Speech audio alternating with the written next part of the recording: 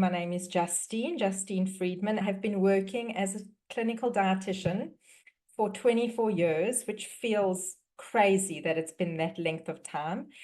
And I must be honest that working with women in perimenopause and menopause has only over the last, I would say, 4 or 5 years become something that was of interest to me. And I think naturally, as we all experience in life, when we personally are going through something, then we start investing in it. So what ended up happening really that triggered more interest for me in this field, first of all, was when I was working in South Africa, there was a group of women that I always found struggled with losing weight on a plan that I would give them. And it made absolutely no sense. It made no sense to me. They used to come week after week or every second week, and they were following things 100%, and they would barely budge. And sometimes they would go up.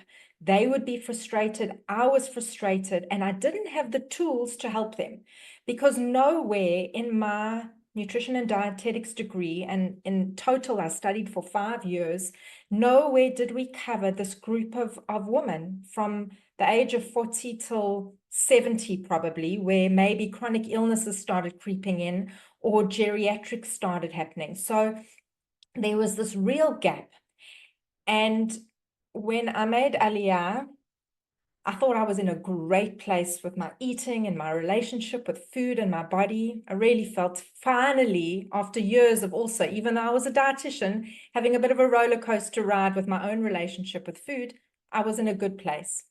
And I got the shock of my life coming to live in Israel. I think for any of us, there are big things that happen in our lives that impact us. And as women who are nearing 40 and over 40, the impact of stress on our body and on our hormone levels affects us more and in a different way to anybody else. And when I made Aliyah, I started getting eczema and I started gaining weight at a rapid rate. I take full responsibility for not necessarily always eating as well because it was the settling in phase, and it was Hanukkah time and my husband would bring donuts home every single day. But in South Africa, if I ate a little bit like that, it wouldn't have had such a big impact. And within the first 6 months of making Aliyah, I gained 9 kilos. And I was devastated and horrified, and I didn't know what was wrong with me. And I just didn't feel good at all. And I used all my usual tricks and tools from the 20 years of work up until then to do everything in my power to get rid of the extra weight. And it barely budged. Maybe a kilo here, a kilo there. And I couldn't understand what was going on until I started putting the pieces of the puzzle together. I started noticing that all of the symptoms that I was experiencing were indications that at the time of making Aliyah and then Corona all caused a change in hormones and the stress of it all that led me to then be in a position where it triggered a much more perimenopausal state, which may not have happened had I not, had that big life change. And of course, I went to my doctor and I said, I don't feel like myself. My weight's not coming off. She tested my thyroid. She tested my hormone. She says, everything's fine. I said, well, it's not fine. I don't feel okay. There's something wrong here. I was getting joint pain and a lot of headaches and stiffness and recurrent urinary tract infections. And eventually I said, I've got to do something about this because clearly my doctor, my normal family doctor, she's limited. And I understand that also when it comes to medical doctors who don't specifically study about perimenopause and menopause, they also feel like their hands are tied. They don't always understand exactly how to treat women and how to approach this time of life. And that really, most of that in my own experience and my experience with other women is what drove me to create this course. Because I feel that there are so many of us who are experiencing this and going through this, and without the information, without the ability to recognize and advocate for ourselves and understand why these changes are happening, we're at the mercy of the doctor who we happen to be sitting in front of. I've got a client who is well into her 50s, who is getting hot flashes. She still has her period, interestingly. And her doctor says it's not time yet to medicate. I said, how much further in the process does one have to be?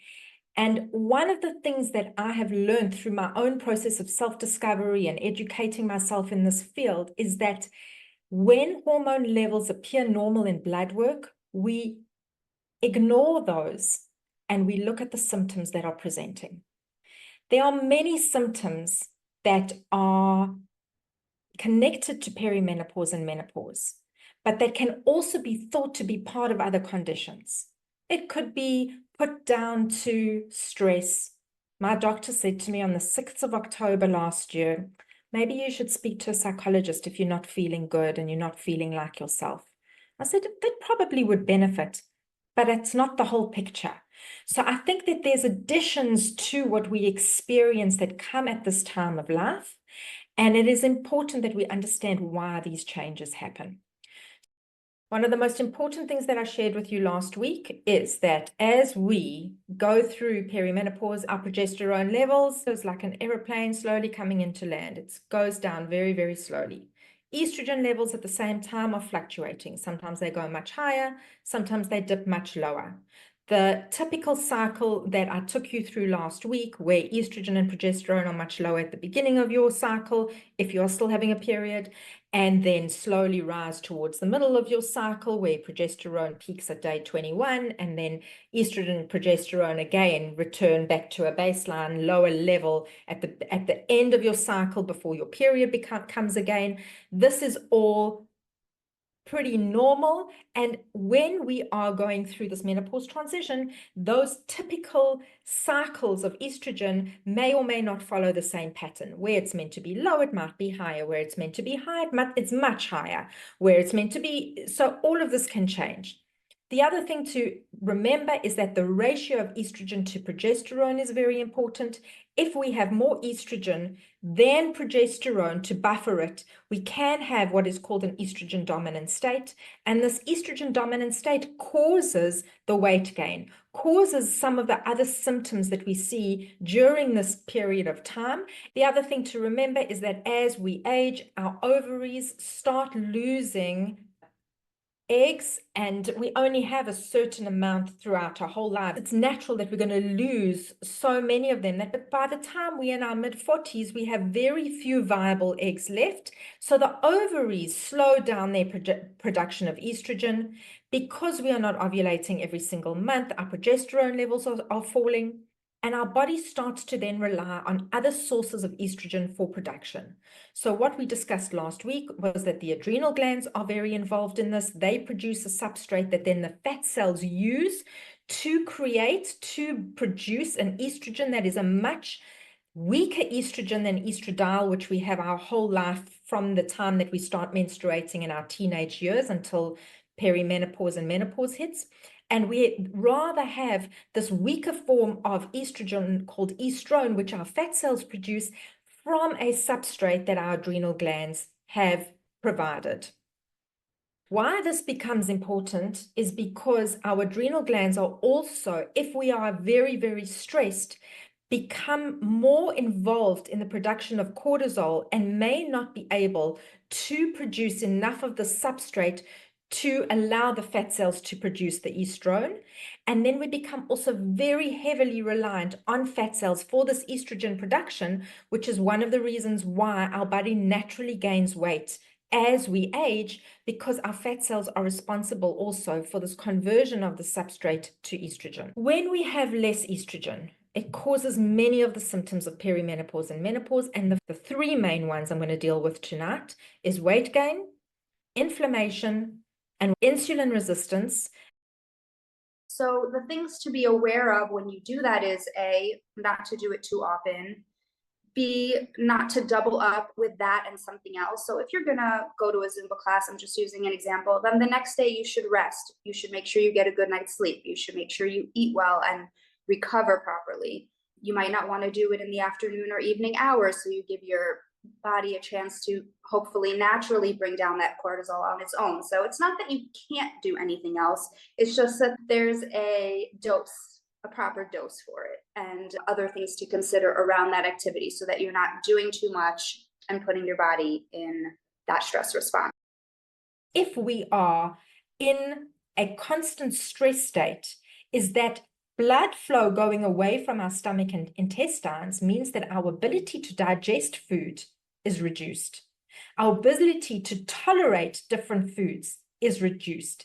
And symptoms of IBS, so if you normally have a more difficulty with digestion, when you are in a stress state, it's much, much worse because that blood flow is not going to the stomach and intestinal area where digestion needs to happen.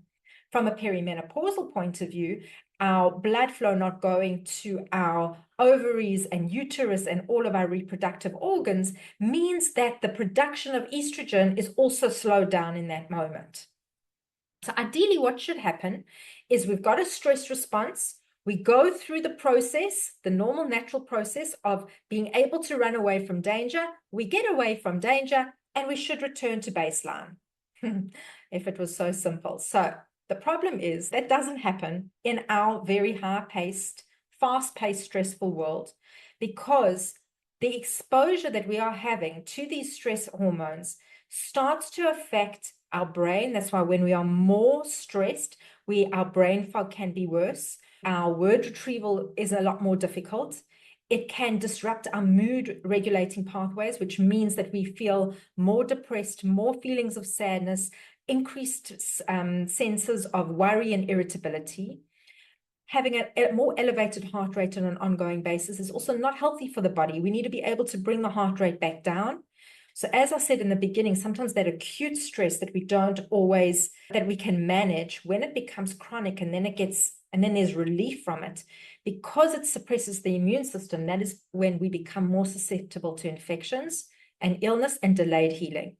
And as I mentioned, it can also lead to stomach aches and indigestion, acid reflux, and exacerbate things like irritable bowel syndrome. So how else does our stress affect our health? We have difficulty in falling asleep because our minds are constantly active. We're in this state of fight and flight where our heart rate is still slightly elevated. Our breathing is a little bit more shallow. Our mind is constantly trying to make sense of our world so that we can be as safe as possible. But in trying to keep ourselves safe and try to get a semblance of control over what's going on around us, it creates this difficulty in falling asleep. It can cause difficulties in staying asleep together with the lower progesterone levels and then restless sleep as well. The other thing that concerns me is the changes in appetite. So we either have people who find that they end up under eating, where they just have no appetite, or they are using food as a comfort and they're overeating, or because of the increase in cortisol levels, that appetite also increases. So when cortisol levels increase, it can cause, first of all, it causes our body to produce more glucose of its own, which means then there's more, as I explained to you in week 1, more insulin circulating. And when we have more insulin circulating, it drops our blood sugar level, which means that we're going to be hungry very soon afterwards again. So these changes to appetite are very linked to the stress response as well. And the other things that we all complain about in perimenopause and menopause is this extra accumulation of belly fat around that area. And the things that we notice in perimenopause and menopause as well is increases in or worsening in skin conditions like acne, eczema, psoriasis. So one of the main areas that I'm concerned about in helping you with tonight is the impact of stress on metabolism and hormone balance, because of the knock-on effect that it has for symptoms in perimenopause and menopause. I would love you to join me for this 6-week online course in perimenopause. The women who have taken this course with me have come away with an incredible amount of information and feel that they are now confident to be able to manage their symptoms of perimenopause and menopause better. They are also able to go and sit in front of their doctors and have a meaningful conversation where they can advocate for themselves about the changes that are happening in their bodies with a greater confidence about what they are asking for. The 2 weeks on nutrition are always very well received. There are so many questions that I answer about what to eat, how to eat in a way to still enjoy the food that you want to be including without feeling guilty, without worrying that you are eating things that you think you should be avoiding. In both of the weeks of nutrition, both part 1 and part 2, I will be giving you very practical tools of how to be able to eat in a way that supports your changing body and that also helps you with weight management. Every single week of this course has been specifically formulated to give you the maximum amount of information, but in a way that is easy for you to understand so that you can come away with an ability to manage this menopause transition with greater ease. You will come away with a minimum of 10 skills and tools that you can implement into your life and really feel that they are making a big difference so that you can feel more connected to your body, so that you can manage this period of time in your life with greater ease, better energy, better mood, reduce cravings, reduce symptoms. One of the key elements that so many women are concerned about is the weight gain or the difficulty in shedding excess weight in this period of time. So many women struggle with this, and this is an area that I'm going to focus on with you so that you can feel that you can manage this better. I really look forward to having you in this course and supporting you on this journey, giving you valuable tools and skills that you can use for the rest of your life.